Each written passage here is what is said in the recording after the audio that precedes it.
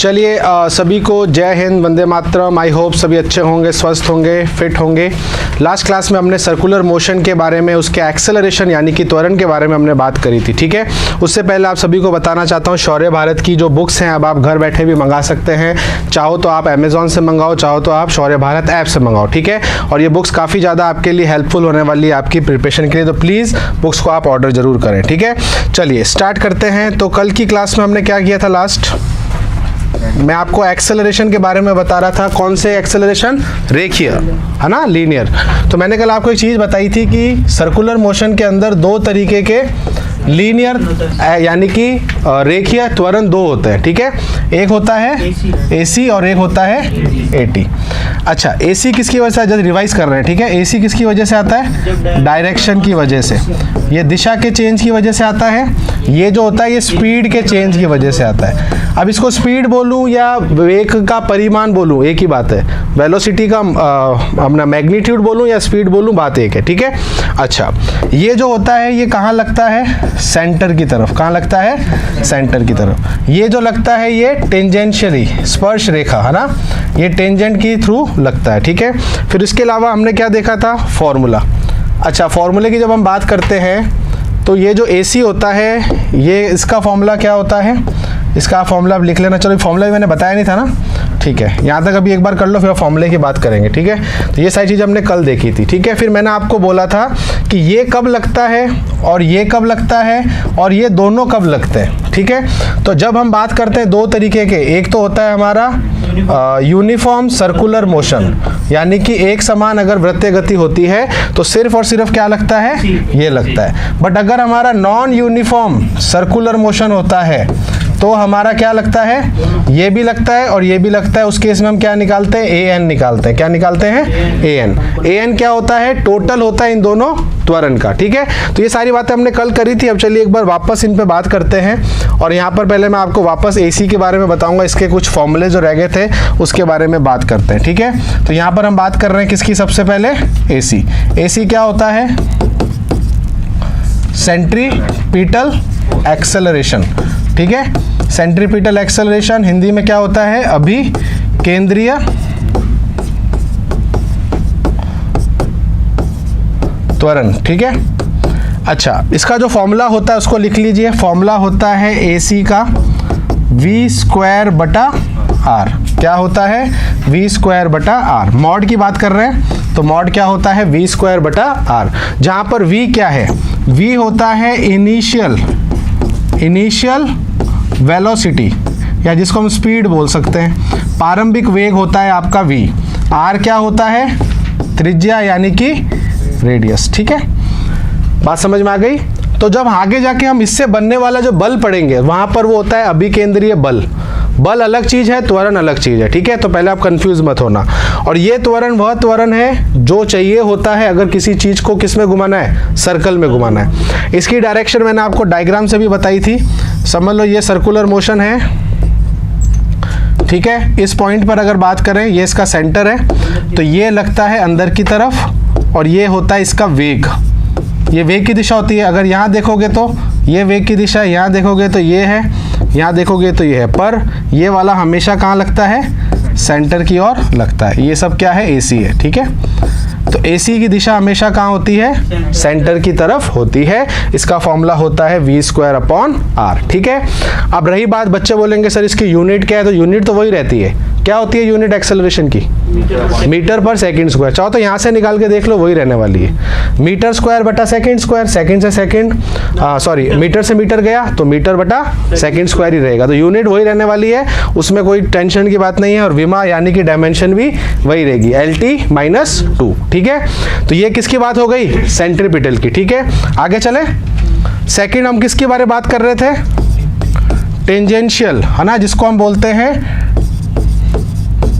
Tangential acceleration. Hindi में लिख लेना स्पर्श रेखीय त्वरण। हिंदी में लिख लेना स्पर्श रेखीय त्वरण। इसको दर्शाया जाता है AT से। किससे दर्शाया जाता है? AT से, ठीक है। अच्छा, ये किसकी वजह से आता है? मैंने आपको ऑलरेडी बताया था, जब स्पीड भी बदल जाए। लेट्स से ये मेरा सर्कल है। अब यहाँ पर भी मैं 3 पॉइंट ले लेता हूँ, 4 पॉइंट, ठीक है। अब इन चारों पॉइंट पर मुझे ये त्वरण बनाना है। लेट्स से ये मेरा वेग है, वेग तो असल में होता नहीं, ये स्पीड है ना। यहाँ स्पीड अलग है, v1 है, यहाँ पर स्पीड v2 है, यहाँ पर स्पीड v3 है, यहाँ पे स्पीड v4 है। तो आप देख रहे हैं कि इसकी स्पीड भी क्या हो रही है, बदल रही है। अंदर की तरफ जो लगेगा वो कौन सा है, AC, जो आपको ऑलरेडी मैंने बता दिया। पर ये वाला जो त्वरण होता है इसको हम ग्रीन से बनाते हैं, तो ये इसी की दिशा में होता है। तो ये जो AT होता है ये इन्हीं की दिशा में होता है, ठीक है। तो AT की डायरेक्शन क्या होती है, सेम एज ऑफ V, है ना। जिस पॉइंट पर V की जो दिशा है वही दिशा किसकी होगी, AT की। अब अगर मैं आपको यहां से पूछूं इस AT का फॉर्मूला क्या होगा, तो AT किसकी वजह से बन रहा है, स्पीड के चेंज होने से। स्पीड पहले v1 से v2 हो गई t समय के अंदर। तो जो नॉर्मल त्वरण का फॉर्मूला होता था वो क्या होता था, नॉर्मल एक्सेलरेशन का फॉर्मूला क्या होता है, change in velocity upon time. तो ये भी वही हो जाएगा, change in velocity upon time. But ये वेलोसिटी चेंज का मतलब है यहाँ पर स्पीड का। तो इसको अपन ऐसे भी लिख सकते हैं, v final minus v initial बटा t। बात समझ में आ गई। तो उसका फॉर्मूला था v स्क्वायर बटा r, इसका फॉर्मूला क्या है, वेग में परिवर्तन यानी कि स्पीड में चेंज बटा समय। इसकी यूनिट भी वही मीटर पर सेकंड स्क्वायर, इसकी डायमेंशन भी वही LT माइनस 2। ठीक है, क्लियर है सभी को। अच्छा, इसकी डायरेक्शन मैंने आपको बता दी, इसकी डायरेक्शन कैसी होती है, टेंजेंट होती है, सर्कल से टेंजेंट। ठीक है, अब जब बात आती है तीसरे एक्सेलरेशन की, जो कि दोनों का क्या है, जोड़ है। दोनों का क्या है, जोड़ है। आगे चले, लिख लो। चलो, कल मैंने आपको ज्यादा शॉर्ट में बताया था, अब उसको ढंग से आप लिख लेंगे। ठीक है, तो तीसरा वाला हमारा होता है नेट त्वरण, नेट एक्सेलरेशन, जिसको हम बोलते हैं टोटल एक्सेलरेशन। अच्छा, ये अल्फा से लेना देना कुछ भी नहीं है इनका, अल्फा तो अलग चीज है, अल्फा तो हो चुकी है, वो ओमेगा की वजह से आता है। ये किसकी वजह से आता है, वी की वजह से आता है। वी में भी दो चीजों की वजह से आता है, डायरेक्शन और उसका मैग्नीट्यूड। चले आगे, ओके। नेक्स्ट आता है तीसरा। तीसरा हमारा हो जाएगा नेट एक्सेलरेशन। नेट एक्सेलरेशन यानी कि कुल, इसको आप कुल त्वरण भी बोल सकते हो। ठीक है, कुल त्वरण। अब कुल त्वरण हमारा जो है, इसको हम AN से दर्शाते हैं। नेट, N का मतलब नेट होता है, कुल होता है। ठीक है, अब मुझे बताओ कि लेट से ये मेरा सर्कल है, एक कोई पॉइंट ले लेते हैं और ये यहाँ ले लेते हैं, कहीं पर भी ले लो, कोई दिक्कत नहीं है। इन दोनों पे मैं ये बल बनाता हूँ। ठीक है, ये दोनों त्वरण बनाता हूँ। ये मेरा कौन सा होता है, AT, और एक मैं ले लेता हूँ AC। AC कहाँ होता है, सेंटर की ओर होता है। तो ये मेरा AC है, ये मेरा AT है। दोनों का बीच का एंगल कितना होता है, 90 डिग्री। मैंने आपको कैसे बताया था, सर्कल का एक प्रॉपर्टी होती है। सर्कल की प्रॉपर्टी क्या होती है कि रेडियस और टेंजेंट के बीच का हमेशा एंगल 90 डिग्री होता है। ठीक है, तो इन दोनों का जोड़ हमें निकालना है। तो लेट्स से ये मेरा क्या है, AT है, ये मेरा AC है। ठीक है, एंगल कितना है, 90 डिग्री। तो दोनों का जोड़ कहाँ होगा, ये। तो ये हमारा क्या होता है, जोड़ होता है ना, रिजल्टेंट जिसको बोलते हैं, परिणामी बोलते हैं। तो इसका फॉर्मूला क्या होगा, AN का। तो AN का मॉड होगा under root AC square plus AT square. ठीक है, बात एक ही है। ये कैसे है, समझ में आ गया ना। A square plus B square plus 2AB cos theta, theta यहाँ 90 डिग्री है तो वो 0 हो गया। ठीक है, तो यहाँ पर अब ये वाला एंगल कौन सा होगा, ये एंगल किसका है, इस AN का है। अगर मैं यहाँ पर बनाऊँ तो AN कहाँ बनेगा, ये। ठीक है, तो याद करो, जब हम दो वेक्टर को जोड़ते हैं तो एक तो उसका परिमाण आता है और एक उसकी दिशा आती है। तो यहाँ पर ये दिशा किसकी बतानी है हमें, AN की। तो वो कैसे निकालते हैं, tan phi। tan phi क्या होता है, y अपॉन x, है ना। तो यहाँ y किसको मान रहे हैं अपन, AC अपॉन AT। ठीक है, AT अपॉन होगा शायद, नहीं नीचे कौन सा, एक ही बात है। हाँ, AC AT बटा AC। ठीक है, तो इससे हम उसका एंगल निकालते हैं, पर ये इतना महत्वपूर्ण नहीं है जितना महत्वपूर्ण इसका परिमाण है। तो ये जो त्वरण है ये कब लगता है मुझे बताओ, जब आपका गति कैसी होती है, non uniform circular motion, Hindi में लिख लेना असमान वृत्तीय गति। तो ये AN तभी आएगा जब आपकी गति कैसी होगी, असमान होगी। अगर सामान्य गति है तो उस समय सिर्फ और सिर्फ क्या आएगा, AC आएगा। ठीक है, उसमें AN वो AC ही होगा। ठीक है, उसमें कोई भी हर्ज हमें नहीं है। चलिए, अब इस पे बेस्ड एक क्वेश्चन आपको मैं देता हूं, उसको आप ट्राई करना। ठीक है, सभी उतार लो एक बार, फिर आगे चलते हैं।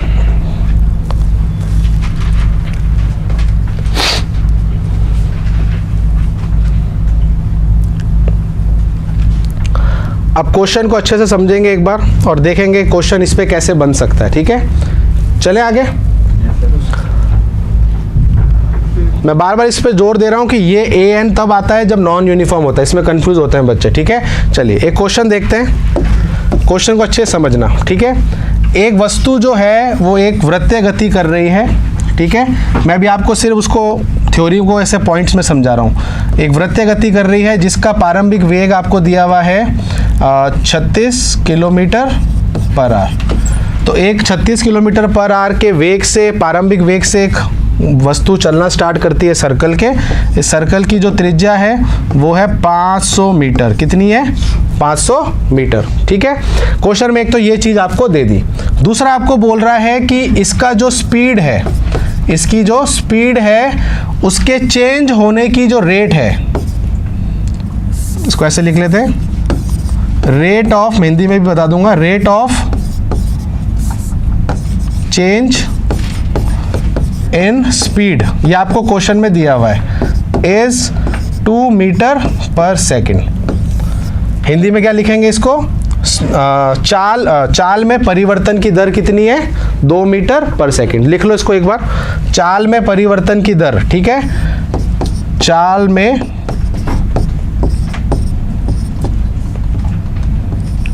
लिख लेना यार, हिंदी मैं कुछ और लिख दूंगा, ठीक है। चाल में परिवर्तन की दर, तो चाल में परिवर्तन की दर कितनी है? 2 मीटर पर सेकेंड। अब क्वेश्चन क्या कह रहा है? वस्तु पे लगने वाला टोटल त्वरण कितना होगा? वस्तु पे लगने वाला टोटल त्वरण आपको निकालना है। वापस समझ लो क्वेश्चन। क्वेश्चन आएगा कि एक वस्तु जो है वो एक वृत्तीय गति कर रही है, उस वृत्तीय गति में वो 36 किलोमीटर पर आवर की चाल से स्टार्ट होती है। उस वृत्तीय की सर्कल की त्रिज्या कितनी है? 500 मीटर है, तथा उसकी जो चाल है उसके बदलने की दर कितनी है? 2 मीटर पर सेकेंड। तो उस वस्तु पे लगने वाला कुल त्वरण आपको बताना है, ठीक है। बात समझ में आ गई? इंग्लिश में भी बोल देता हूँ। If a car is moving around a circle with the initial speed of 36 km per hour, the radius of the circle is 500 meter and the rate of change of speed is 2 meter per second, then find the net acceleration on the body। बात समझ में आ गई सभी को? कोई doubt तो नहीं है? आप बताओ इसको क्या करेंगे और ये लाइन का क्या मतलब है? यहाँ जो मैंने लाइन लिखी है ये इंपॉर्टेंट है, इसका क्या मतलब है? रेट, अच्छा ये क्या दिया हुआ आपको? ये ए कौन सा त्वरण है? त्वरण है, स्पीड है, क्या है ये AT है। अब आपको देखो उसने डायरेक्ट AT नहीं दिया। इस लाइन का क्या मतलब होता है? Rate of change in speed. Rate का क्या मतलब होता है? दर। दर का मतलब किसी को टाइम से डिवाइड कर दो। तो आप तो इसका ये वैल्यू पढ़ोगे तो वैल्यू में आपको लग रहा है स्पीड है, क्योंकि यूनिट क्या लिखी हुई है, पर आपने साथ में रेट नहीं पढ़ा। इतने बदलने की दर है। दर मतलब समझते हो? इसकी रेट है, मतलब हर 1 सेकंड उसकी स्पीड कितना बदल रही है। इस लाइन का ये मतलब हुआ ना, हर सेकंड उसकी स्पीड कितना बदल रही है? 2 मीटर पर सेकंड। तो ये त्वरण है, ये क्या है? एक्सेलरेशन है। तो ये ध्यान रखना, भले इसकी यूनिट मीटर पर सेकंड में है? यदि ये मीटर पर सेकंड में है पर ये असल में रेट भी साथ में आ रहा है। जैसे अगर मैं आपको बोलता हूँ त्वरण की परिभाषा क्या होती है? Rate of change in velocity. तो वहां पर भी तो वो चेंज किसकी बात कर रहा है? वेलोसिटी की टाइम के साथ, ये वही तो है। तो ये हमारा क्या है? AT है। क्लियर है सभी को? और यहां से हम क्या निकालेंगे? AC। अब यहां पर ध्यान रखना, हमें V कितना दिया हुआ है? 36 किलोमीटर पर आवर। हमें बदलना किस में है? मीटर पर सेकंड। तो क्या करते हैं?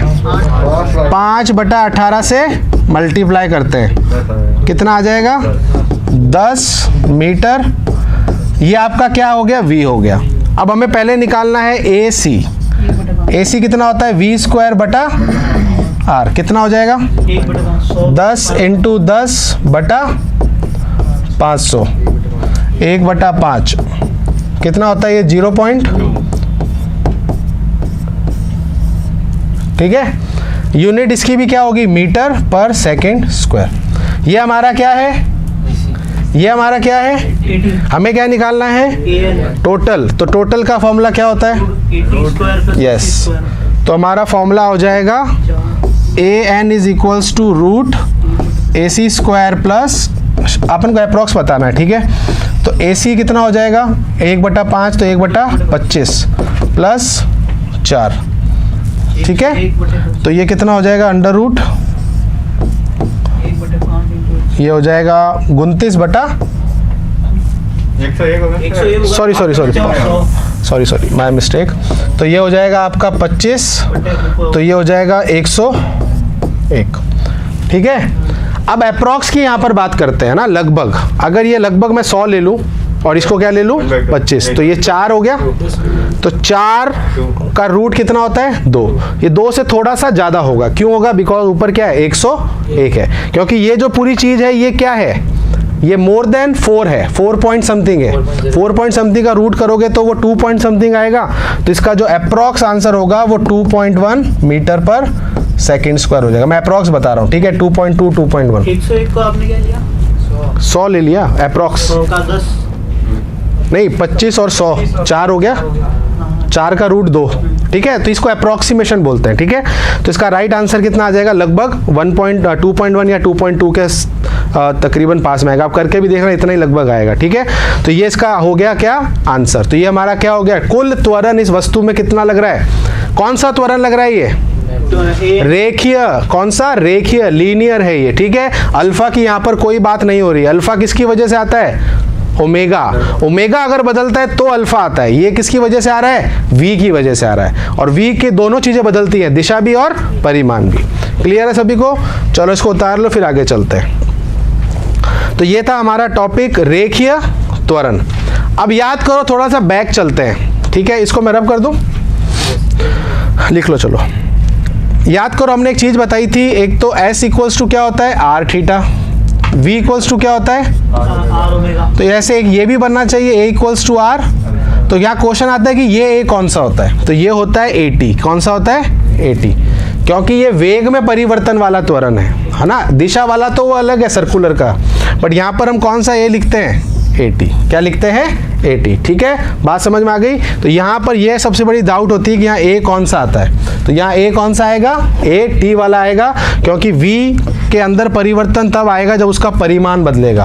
तो जब परिमाण बदलेगा तो ये रिलेशन होता है A equals to R alpha. तो नहीं तो कन्फ्यूजन होता है कि सर AC आता है, AT आता है कि AN आता है, कौन सा आता है, AT आता है, ठीक है। चलिए, क्लियर है सभी को। तो ये था हमारा टॉपिक जिसमें हमने देखा थीटा क्या होता है, हमने देख लिया ओमेगा क्या होता है, अल्फा क्या हो जाता है, AC, AT और AN। ये सारी टर्म्स हमने यहाँ पर समझ ली, ठीक है। इसके अलावा V और S भी होते हैं जो आपके साथ में उसमें पढ़ते हैं, ठीक है। नेक्स्ट इसमें आता है इसी से मिलता जुलता, जिसको हम बोलते हैं सेंट्रीपिटल फोर्स। सेंट्रीपिटल फोर्स, अब ये क्या है, बल है। हिंदी में भी क्या बोलेंगे, अभी केंद्रीय बल। अच्छा, इसको दर्शाते हैं FC से, किससे, FC से। अब पहले थोड़ा पीछे चलो, जब हमने फोर्स चैप्टर पढ़ा था मैंने आपको क्या बताया था, फोर्स कहाँ होता है, जहाँ पर त्वरण होता है। जहाँ पर एक्सेलरेशन आ रहा है इसका मतलब वहाँ पर क्या है, फोर्स है। तो अभी यहाँ पर कौन सा त्वरण की बात कर रहे हैं, जो उसको सर्कल में घुमा रहा है। कौन घुमा रहा है, AC। तो जहाँ AC है वहाँ पर एक बल भी होगा, और वो बल कौन सा होता है। तो अगर मैं आपको बोलूँ इसकी परिभाषा क्या है, तो ये वो बल है, ये वो फोर्स है जो बॉडी को किस में घुमाती है, force which make body to move in circle. ये वह बल है जो किसी भी वस्तु को वृत्तीय गति करवाता है। अगर आपको किसी चीज को वृत्तीय गति करवानी है तो आपको एक लगातार बल लगाना पड़ेगा, और वो बल इसको क्या करेगा, सर्कल में घुमाएगा। अब इसका बहुत सिंपल सा साधारण सा एग्जाम्पल है, एक पत्थर को रस्सी से बांधा और मुझे उसको सर्कल में घुमाना है, तो आप उसको ऐसे घुमाओगे। अब यहाँ पर क्या हो रहा है, ये पत्थर जो है ये सर्कल में घूम रहा है, पर ये किसकी वजह से घूम रहा है, इस रस्सी की वजह से घूम रहा है। अगर ये रस्सी नहीं होती क्या ये सर्कल में घूमता। तो यहाँ पर ये रस्सी क्या कर रही है, तनाव बल उत्पन्न कर रही है, और ये तनाव बल का कारण है ये सर्कल में घूम रहा है। तो पहली चीज तो मैं आपको ये बताना चाहता हूँ कि अभिकेंद्रीय बल कोई बल का प्रकार नहीं है। इसको ऐसे समझो, ये कैटेगरी है। क्या है? कैटेगरी है। ये वो एक बल का ग्रुप है जो किसी चीज को सर्कल में घुमाए। जैसे फॉर एग्जांपल मैं कहता हूं कि अगर आपके इस टेस्ट में इतने नंबर आ गए तो आप एक्स ग्रुप में सेलेक्ट हो जाओगे। तो एक्स ग्रुप में सेलेक्ट होने के लिए कंडीशन क्या है? आपको उसमें इतने इतने नंबर्स लेके आने हैं। तो इसके लिए भी वही चीज़ है कि अगर किसी बल को, कोई भी बल ये कहला सकता है, बट उसके लिए कंडीशन क्या पूरी करनी पड़ेगी उसको, कि उसको ऑब्जेक्ट को किस में घुमाना पड़ेगा। अब मेरी बात समझ में आ रही है? तो ये बल नहीं है, ये एक कैटेगरी है। इस कैटेगरी में आने के लिए बल क्या करते हैं? वस्तु को सर्कल में घुमाते हैं। तो कोई भी बल, कोई भी फोर्स, ये फोर्स बन सकता है, बस वो एक कंडीशन को फुलफिल करेगा। वो क्या होती है? उसको सर्कल में घुमाना। अब जैसे आप बोलोगे सर इसके क्या है एग्जांपल्स, तो एग्जांपल मैंने आपको अभी रस्सी वाला ही दे दिया। तो वहां पर वो तनाव बल क्या है? सेंट्रीपिटल फोर्स है। क्यों है? क्योंकि वो पत्थर को किस में घुमा रहा है? सेंटर पे। ठीक है, एक और सिंपल एग्जांपल देता हूं। ठीक है, सैटेलाइट आपने सबने देखी है। सैटेलाइट जो होती है वो अर्थ के आसपास घूमती है, धरती के कक्षा में घूमती है। अब ये सैटेलाइट जब घूम रही है तो अब इन दोनों के बीच में फोर्स कौन सा है? इसको बोलते हैं ग्रेविटेशनल फोर्स, गुरुत्वाकर्षण बल। गुरुत्वाकर्षण बल जो है वो इसको किस में घुमा रहा है? सर्कल में। तो यहाँ कौन सा दोनों के बीच में बल है? Fg, यानी कि गुरुत्वाकर्षण ग्रेविटेशनल फोर्स। तो ग्रेविटेशनल फोर्स क्या ये कंडीशन फुलफिल कर रहा है? Yes sir. तो यहाँ पर इस कंडीशन में ग्रेविटेशनल फोर्स क्या है? Centripetal force. बात समझ में आ रही है? आगे एक और एग्जांपल देता हूँ। इलेक्ट्रॉन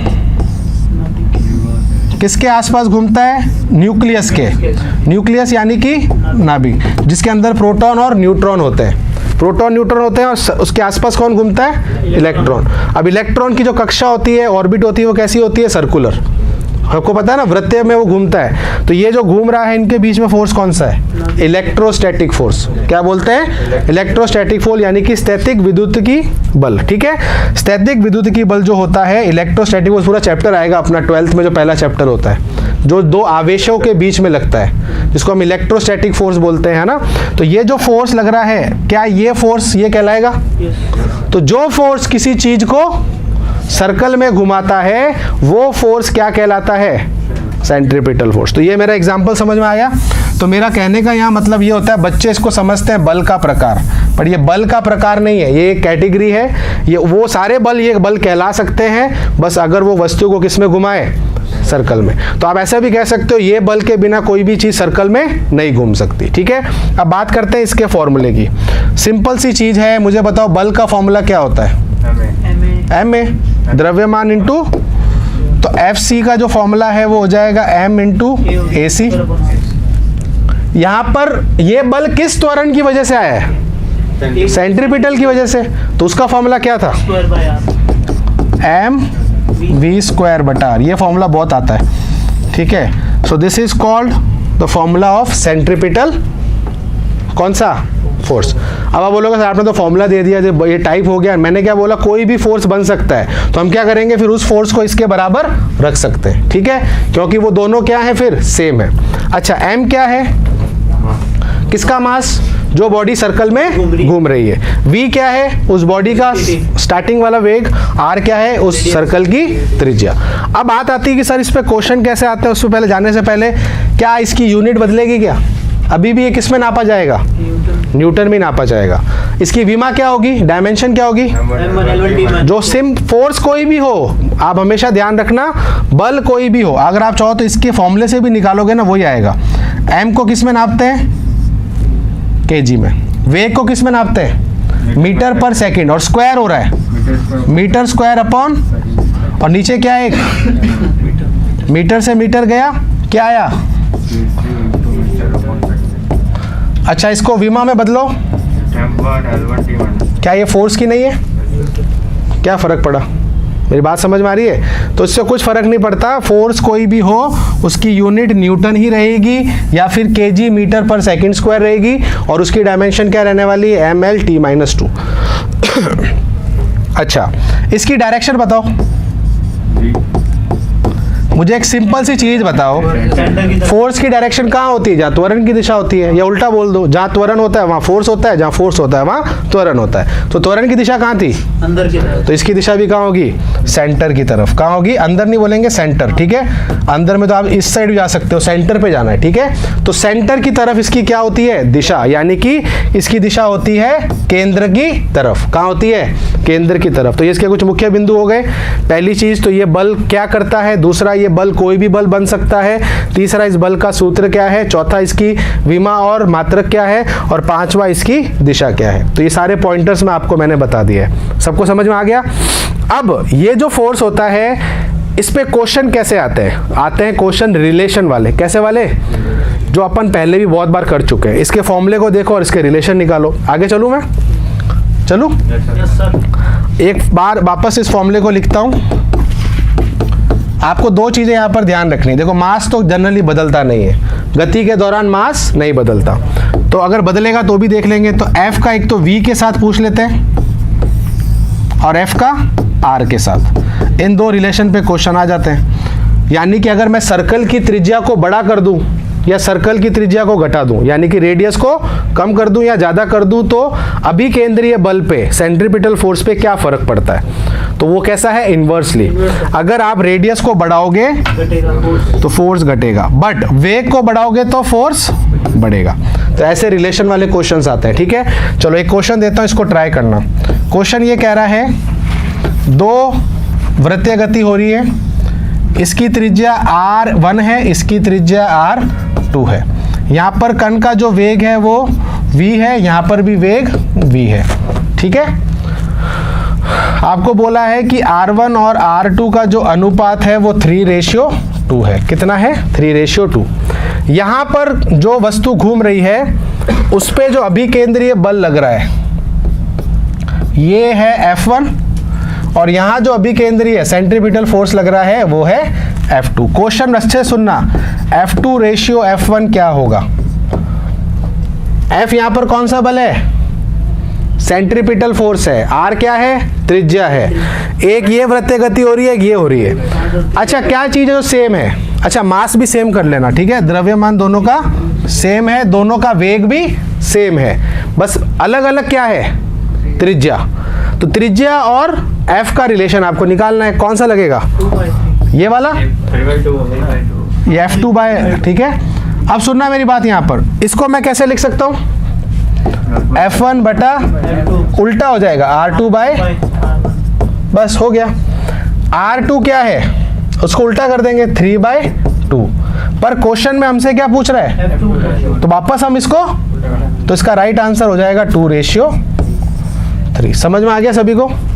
तो ऐसे क्वेश्चंस आते हैं। R2/3 होता है। अच्छा, मैंने यही उल्टा लिखा ना, ये हो जाएगा 2/3 और वापस ये सीधा हो जाएगा, ठीक है। क्योंकि मैंने क्वेश्चन में F1:F2 नहीं पूछा है, मैंने F2:F1 पूछा है, ठीक है। तो ऐसे छोटी छोटी चीज़ें वो ऊपर नीचे करके आपको कंफ्यूज करते हैं, ठीक है। तो कोई सिंपल सी बात है, कोई ज़्यादा मुश्किल है नहीं। अब अगर वेग भी बदल जाए, R भी बदल जाए तो भी कर सकते हो, कोई बड़ी बात नहीं है। चलो एक वो भी देख लेते हैं। दो वृत्तीय गति हो रही है, सर्कुलर मोशन हो रहा है। इसकी रेडियस जो है वो R1 है, इसकी रेडियस R2 है। इसका वेग v1 है, इसका वेग v2 है। इसका द्रव्यमान m है, इसका द्रव्यमान 2m है, ठीक है। क्वेश्चन में क्या बोला है? वेगों का अनुपात जो है वो 2:1 है और रेडियस का अनुपात 4:1 है। तो आपको बताना है कि इन दोनों में लगने वाला अभिकेंद्रीय बल, सेंट्रीपिटल फोर्स का अनुपात क्या होगा। तो F1:F2 कितना होगा? अब मुझे बताओ क्या क्या इसमें बदल रहा है? द्रव्यमान भी बदल रहा है, V भी बदल रहा है और R भी बदल रहा है। तो कुल मिला के सब बदल रहे हैं। तो इसको रिलेशन में कैसे लिखेंगे? इधर वाला मिटा दूं? कितना आ रहा है? 1:2 आ रहा है। चलिए देख लेते हैं। तो इसको मैं देखो ऐसे लिख सकता हूँ, F1/F2 बराबर M1/mv² होता है, v1² अपॉन बट आर उल्टा हो जाएगा, बस ये रिलेशन लगाना है, बस खत्म हो गया। अब सारी वैल्यू यहाँ रख दो, F1 बटा F2 m बटा 2m, v कितना है रेशियो 2:1 है, तो ये उसका स्क्वायर हो जाएगा, ये m से m गया, और यहाँ पर हो जाएगा R2 बाय R1 1/4, 4 से 4 गया, तो फाइनल आंसर आ गया 1/2, यानी कि 1:2। समझ में आ गया सभी को?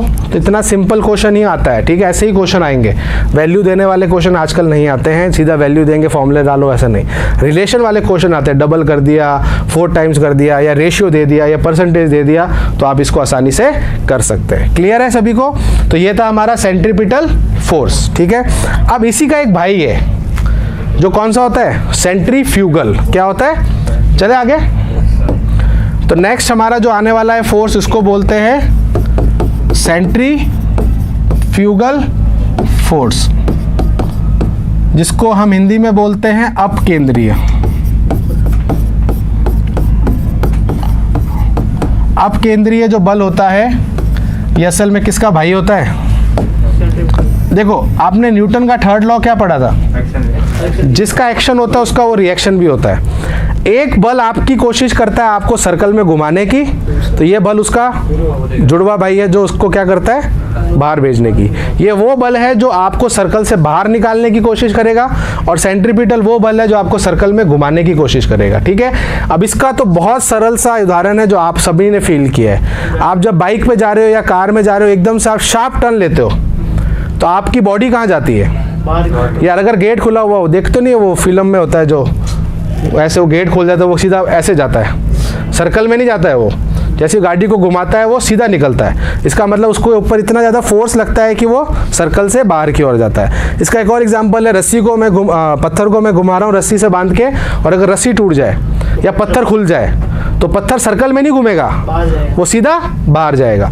तो मैं लगातार ये बल उसको कोशिश क्या कर रहा है, बाहर निकालने की, बट वो रस्सी उसको बचा के रखी हुई है, यानी कि रस्सी उसको सर्कल में घुमा रही है, बट ये बल क्या कर रहा है उसको, कि बाहर हमेशा लगातार धक्का दे रहा है। क्लियर है? आप मुझे बताओ, अगर मैं एक चीज को अपनी तरफ खींच लूं तो वो मेरी तरफ ही आती रहेगी ना, पर उसको सर्कल में घुमाने के लिए लगातार उसको खींचना पड़ता है। इसका मतलब कोई उसको वापस सीधा करने की कोशिश कर रहा है। सोचने वाली बात है ना, ये सीधा जा रहा है पेन, मैंने इसको अपनी तरफ खींच लिया, तो भैया ये तो ऐसे आ जाएगा। पर ये क्या कह रहे हैं कि जैसे ही आपकी तरफ आता है, इसको कोई वापस आगे की तरफ धकेलता है, फिर आप खींच रहे हो, फिर ऐसे करते ये सर्कल में घूमता है। सर्कल में घुमाने के लिए आपको हमेशा कोई इसको बाहर की तरफ धकेलना जरूरी भी है। अगर आप इसको अपनी तरफ खींच लोगे तो भैया ये तो आपके पास जाके चिपक जाएगा, तो भैया घूमेगा कैसे ये? तो ये फोर्स हमेशा उसको बाहर की तरफ धकेलता है। अच्छा, है ये दोनों भाई भाई, है ना? तो इसको मैं लिख देता हूँ सेंट्रीफ्यूगल को, यहाँ पर आप कुछ भी लिख दो, सीटी लिख दो, ठीक है। सेंट्रीफ्यूगल है, तो ये वाला जो बल होता है ये है तो भाई किसका? आप सोचो, दोनों एक ही माँ से पैदा हुए हैं, पर दोनों की शक्ल सेम है, दोनों के गुण सेम नहीं है, बस दोनों दिखने में सेम है, दोनों सेम चीज़ों से मिलके बने हैं, बट दोनों के दिमाग अलग है। तो इसका मुझे बताओ सबसे बड़ा अंतर क्या आएगा? कि सबसे बड़ा अंतर यह है कि दोनों की दिशाएं अलग अलग होंगी, पर दोनों का परिमाण एक होगा, क्योंकि दोनों एक चीज़ से ही मिलके बने हैं। तो इसका फॉर्मूला भी वही है, क्या? mv² बटा, तो कोई बोलता है कि सर इसका फॉर्मूला अलग होगा, नहीं, फॉर्मूला अलग नहीं है, बस फर्क ये आता है कि इसकी डायरेक्शन अलग होती है। जैसे सेंटर की तरफ किसकी होती है? FC की, तो इसकी होती है बाहर की तरफ, ये FCT जो मैं लिख रहा हूँ। तो FCT की डायरेक्शन होती है बाहर की तरफ, पर फॉर्मूला उसका वही होता है। अब मुझे बताओ, क्या ये बल आपके हिसाब से अच्छा है कि बुरा है? भाई आप तो कौन होते हो बताने वाले, हम कौन होते हैं बताने वाले, पर इंसान हर चीज़ का फ़ायदा उठाता है ना। जैसे इसका एक और आपको एग्जांपल देता हूँ, हम तार में से करंट क्यों बहाते हैं, मतलब क्यों फ्लो करवाते हैं? या लाइट ले लें, हमारा बल्ब जलाने का हमें रोशनी चाहिए होती है ना, बट इंसान ने उसका भी गलत फ़ायदा उठाया। गलत फ़ायदा क्या, मतलब उसका फ़ायदा उठाया। उनको पता चल गया कि रेजिस्टेंस होती है, उनको पता चल गया कि धारा को अगर रेजिस्टेंस के साथ करेंगे तो हीट बनती है। तो लोगों ने क्या सोचा कि छोड़ो इसको, लाइट से हम इससे हीट बनाते हैं, बल्कि मेन उद्देश्य क्या था? लाइट लेना, रोशनी लेना, बट उनको पता चल गया कि तार में हीट भी बन रही है, तो वो वहाँ से हीट लेने लग गए। तार से मेन था हमारा लाइट लेना, पता चला कि इसमें चुंबकीय प्रभाव है, तो चलो इसे चुंबकीय वाले काम कर लेते हैं। ये सब बाद की बातें हुई हैं। आपको जब पता है जो ऑस्ट्रेट ने जब किया था ये एक्सपेरिमेंट, ऑस्ट्रेट ने ना उस समय उसने ऐसी गलती से उसका हुआ है, ये पास में पड़ा था, उसने देखा ये क्या हो रहा है डिफ्लेक्शन, फिर उसने उसका इस्तेमाल करना स्टार्ट कर दिया। अदरवाइज मेन हमारा उद्देश्य उससे क्या था, लाइट बनाना, बट हम उससे गर्मी भी ले रहे हैं। गर्मी कहाँ ले रहे हैं बताओ, हीटर जो होते हैं, टोस्टर जो होते हैं, पानी गर्म करने वाली रॉड जो होती है, ये सब क्या है, ये हीटिंग इफेक्ट ऑफ करंट है, धारा का ऊष्मीय प्रभाव है। तो उसमें हम एक अलग से तार की रेजिस्टेंस जानबूझ के बढ़ा रहे हैं। एक तो तार में हम रेजिस्टेंस कम करने की सोच रहे हैं और वो जानबूझ के बढ़ा रहे हैं ताकि हमें से रोशनी नहीं चाहिए, हमें से क्या चाहिए, वो चीज़ इसके साथ भी होती है। ये सोचता है मैं तो भैया बहुत ऐसा हूँ स्टड हूँ है, बट इसको क्या पता इंसान इसका भी फ़ायदा उठा लेगा। अब बताओ इसका फ़ायदा कहाँ उठाते हैं, छाछ वाला हो गया, कपड़े धोने वाली मशीन हो गई। कपड़े धोने वाली मशीन में आप देखते हो जिसको सुखाने वाला ड्रायर होता है, जो ड्रायर में कपड़े सूखते कैसे हैं,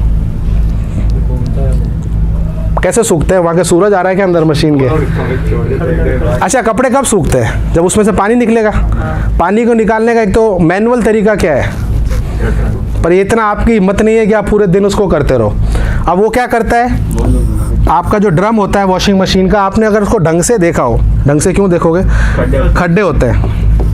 उसकी जो पूरी जो बकेट होती है ना, ये तो अभी गोला है, मैं इसको ऐसे बना रहा हूँ, ये पूरी ऐसे गोल होती है और हर जगह पे क्या होता है, खड्डे। उस खड्डे में से वो पानी निकलने के लिए होता है। अब जैसे ही आप मशीन को घुमाओगे, अब ये जो बीच में मैंने कपड़े रखे हैं, अब ये कपड़े बेचारे लाचार है, अब इनको किसी ने पकड़ा नहीं हुआ है।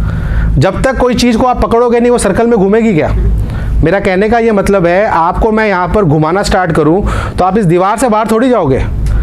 अगर आपको मैं एक गोल ऐसा एक उसमें छोड़ दूं दीवार के बीच में और आपको मैं नीचे अंदर से ऐसा फोर्स लगा रहा हूँ दूर भगाने का, तो आप तो दीवार पे जाके चिपक जाओगे, पर आप घूमोगे दीवार के साथ साथ ही।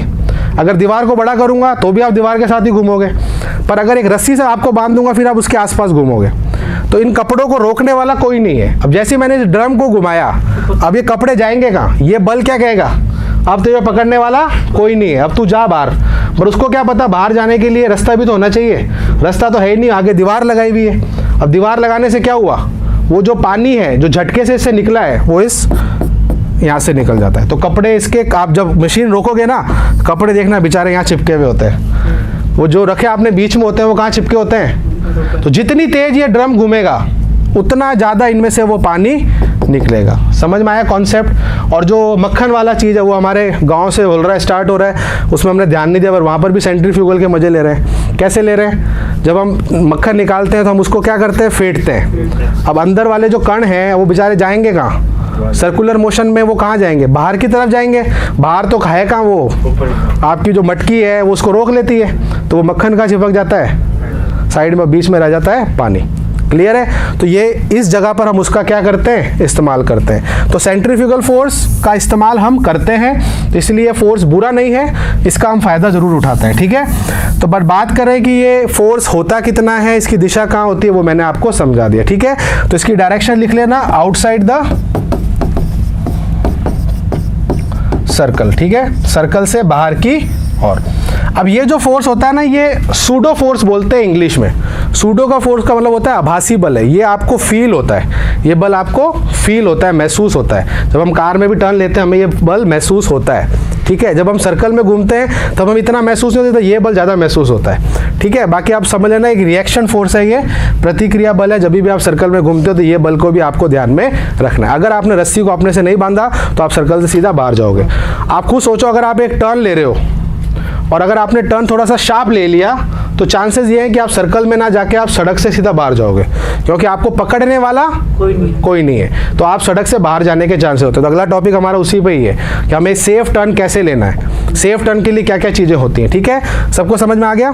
चलिए नेक्स्ट टॉपिक लगाओ, टर्निंग ऑफ रोड। अब ये बहुत अच्छा है, इंटरेस्टिंग है, बहुत सिंपल है, ज़्यादा डिटेल में नहीं जाना। टर्निंग ऑफ रोड, सड़क का मुड़ना। ठीक है, जब सड़क मुड़ती है उस पर जब कोई गाड़ी या फिर साइकिल को हम घुमाते हैं, मोड़ते हैं, तब उसमें हमें क्या चीज़ें ध्यान में रखनी है। यहाँ जब मैं मुड़ने की बात कर रहा हूँ, ये सेफली मुड़ने की बात कर रहा हूँ, स्टंट नहीं कर रहा हूँ। ठीक है, हमें मुड़ना तो है बट हमें कैसे मुड़ना है, सेफली, कि मैं सर्कल से बाहर नहीं जाऊं। अब इसमें भी दो अप्रोचेस होती हैं समझने की। एक होता है या तो सेंट्रीपिटल से समझ लो, एक सेंट्रीफ्यूगल से, बट हमें मजा आता है सेंट्रीफ्यूगल से क्योंकि उसमें धक्का पड़ता है ना। तो पहले हम क्या करते हैं, समझो ये मेरी सड़क है, ठीक है। अब इस सड़क पर एक गाड़ी है और इस सड़क और जो गाड़ी के टायर और सड़क के बीच में क्या घर्षण होगा। लेट्स से घर्षण गुणांक कितना है, म्यू है। ये हमने पढ़ा था फ्रिक्शन में। अब होता क्या है कि ये जब सर्कल में घूमना चाहेगा, इसकी रेडियस कितनी है, आर है। जो सर्कल में घूम रहा है सड़क पे, अब ये वी वेग से चलता हुआ आ रहा है, तब ये सर्कल में घूमेगा तो हमारे क्वेश्चन ये आता है कि ये वेग कितना होना चाहिए कि ये आराम से सड़क पे घूम जाए। अब मुझे इसका फोर्स का डायग्राम बनाना है, सुनना। ऊपर क्या लगता है, एन, नीचे क्या लगता है, mg। अब देखो घर्षण बल जिसको हम बहुत कोसते हैं कि यार तू अच्छा नहीं है, तू हमें हमेशा रोकता है, घर्षण बल आपको यहाँ घुमाता है, घर्षण बल आपको सर्कल में रखता है। मैंने क्या बोला, यहाँ दो अप्रोच है समझने की। मेरी अप्रोच यहाँ पर कौन सी लगा रहा हूँ मैं, सेंट्रीफ्यूगल वाली। अब जब आप इस कार को सड़क पे घुमाओगे तो सेंट्रीफ्यूगल फोर्स लगेगा, वो कहाँ धकेलेगा आपको, बाहर। अब बेचारा भोला हमारा घर्षण बल, उसको क्या पता कि ये किस चीज़ के लिए बाहर फेंक रहा है। आपको देखने में क्या लग रहा है कि सेंट्रीफ्यूगल और ये दोनों चचेरे भाई हैं, घर्षण बल, ये दोनों हमारे काम के नहीं है, क्योंकि हमारे या तो एक तो घूमने नहीं देता और एक हमें चलने नहीं देता। पर उसको यहाँ नहीं पता घर्षण बल को, भोले को, कि ये इसकी मदद नहीं कर रहा है, ये इसके विरुद्ध काम कर रहा है। कैसे, घर्षण बल का क्या नियम है, वो मोशन को अपोज करता है। अब ये बेचारा उसको धक्का देके बाहर कर रहा है और घर्षण बल कह रहा है बाहर कहाँ जा रहा है, तू जहाँ जाएगा मैं तेरे को रोकूंगा। समझ में बात आ रही है। तो ये इसको धक्का कहाँ दे रहा है, ये वाला बल, ये सीटी लिख रहा हूँ, इसका मतलब ये बाहर की तरफ धकेल रहा है, बट घर्षण बल इसको वापस खींच के ले आया। बात समझ में आ गई। मैंने क्या बोला, ये सेफली घूम चुका है, इसने सेफली टर्न ले लिया है। इसका क्या मतलब है, इसका मतलब ये जितना भी इसने बाहर की तरफ धकेला उतना ये बल, ये इसने इसको संभाल लिया। पर यहाँ भी दिक्कत है, मैं आगे जाके बताऊंगा, पहले सुन लो। अब इसके बाद फोर्स की इक्वेशन लिखता हूँ। अच्छा, तो F किसके बराबर हो गया और N किसके बराबर हो गया, ये तब है जब मैंने सेफ टर्न ले लिया। अब मुझे वो वेग निकालना है। अच्छा, F क्या होता है, घर्षण बल का फॉर्मूला म्यू एन, एन क्या है, mg, सही है। अच्छा, एफ सी टी क्या है, एम वी स्क्वायर बटा, दोनों की वैल्यू लेके यहाँ रखूँ तो देखिए क्या बन जाएगा, म्यू एम जी बराबर एम वी स्क्वायर बटा आर। एम से एम गया। मैंने आपको स्टार्टिंग में चीज़ बोली थी, जो बल सर्कल में घुमाए वो दोनों बराबर होते हैं। तो वही चीज़ हो रही है ना, यहाँ सर्कल में कौन घुमा रहा है, ये घर्षण हमें बल घुमा रहा है सर्कल में, ठीक है। तो म्यू एम जी किसके बराबर हो गया, इसके। तो हमें तो वी निकालना है, under root mu R G. समझ में आ गया सभी को। ये मिनिमम है, या तो इससे ज़्यादा होगा तो कोई दिक्कत नहीं है, पर इससे कम हुआ तो आप गए, आप सड़क से बाहर निकल जाओगे। मतलब ये आप सड़क से बाहर आ जाओगे, आप आराम से घूम नहीं पाओगे। अब ये तो है नॉर्मल, जो हमारे गली चौराहे के बाहर होते हैं यहाँ तक चल जाता है, बट इसमें भी एक गड़बड़ होती है। वो कौन बताएगा क्या गड़बड़ है? गड़बड़ क्या है, ये मॉडल फेल क्यों हो सकता है? चलो मैंने समझ लो इस डेटा के हिसाब से मैंने स्पीड लिख दी वहाँ की 50, ये क्या हो कि 50 की स्पीड से ये अगर आप टर्न लोगे तो आप आराम से सर्कल में, मतलब चौराहे पे घूम लोगे। इससे कम मत रखना, इससे ज़्यादा रखना, इतनी रखना। पर ये फेल क्यों हो सकता है? म्यू की वजह से। वेरी गुड, क्योंकि ये म्यू पे डिपेंडेंट है। किस पे डिपेंडेंट है? अब म्यू किसके बीच में होता है?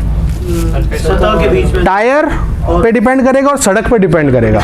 खुदा ना खास्ता बारिश हो गई, आपने तो अच्छे सड़क बना के गए मस्त एकदम कि इस पे घर्षण अच्छा रहेगा, टायर भी एकदम नए मस्त लगाए और स्पीड के हिसाब से लिख के चले गए।